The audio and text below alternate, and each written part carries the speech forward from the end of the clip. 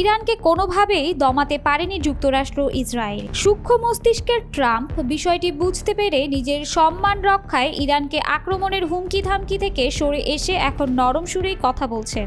অন্যদিকে মোটা মাথার নেতানিয়াহু বুঝতেই পারছে না কৌশলগত সব যুদ্ধেই তিনি হেরে গেছেন। সবশেষ খামেনির নয়া কৌশলে নেতানিয়াহুর পতন দেখছেন বিশেষজ্ঞরা।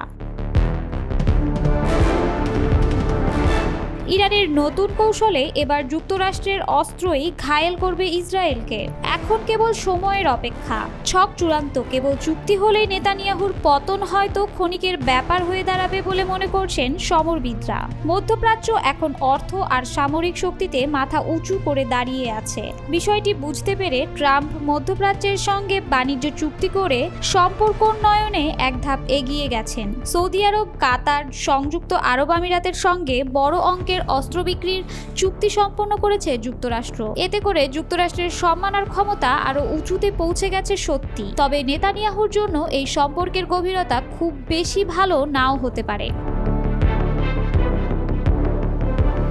এই ঈদে জামা জুতো অ্যাক্সেসরিজের ডিসকাউন্ট।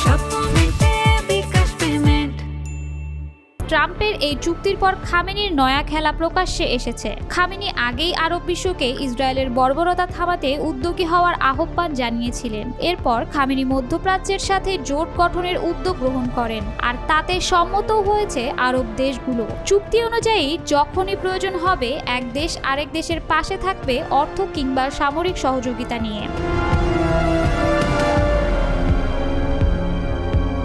এরই মাঝে যুক্তরাষ্ট্র থেকে ভয়ঙ্কর সব ক্ষেপণাস্ত্র আর যুদ্ধ বিমান ক্রয়ের চুক্তি করেছে মধ্যপ্রাচ্যের 3 দেশ। ওই দেশগুলোর চুক্তি সম্পন্ন হলে তাদের অস্ত্র দিয়েই ইরানের পাশে দাঁড়াতে হবে। ফলে ইসরায়েলকে ঘায়েল করতে যুক্তরাষ্ট্রের অস্ত্রই হবে প্রধান হাতিয়ার। খামেনির এই কৌশলের বিষয়টি জানাজানি হওয়ার পর রীতিমতো মাথায় হাত পড়েছে নেতানিয়াহুর।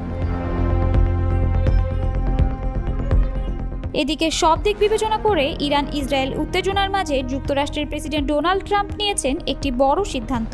গুঞ্জন রটেছে ইসরায়েলে থাকা বিশ্বের সবচেয়ে বড় মার্কিন অস্ত্র ভাণ্ডারটি সরিয়ে নেওয়ার সিদ্ধান্ত নিয়েছেন তিনি।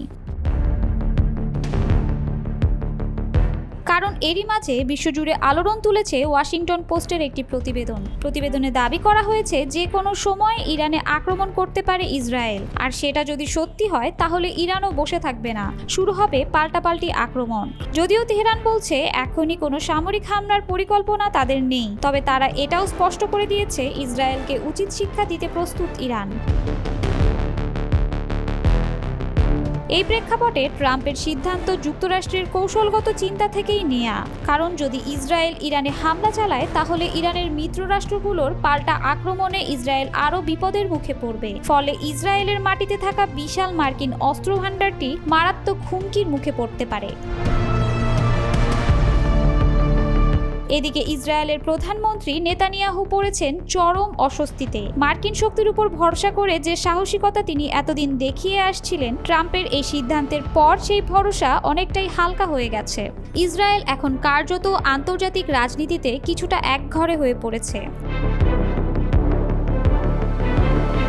অন্যদিকে মধ্যপ্রাচ্যের দেশগুলো আবারও ইরানের নেতৃত্বে একত্রিত হচ্ছে। সৌদি আরব, কাতার ও সংযুক্ত আরব আমিরাত এই দেশগুলো ট্রাম্প প্রশাসনের আমলে যেসব অস্ত্র চুক্তিতে স্বাক্ষর করেছিল সেগুলো এখন ব্যবহৃত হতে পারে ইসরায়েলের বিরুদ্ধে।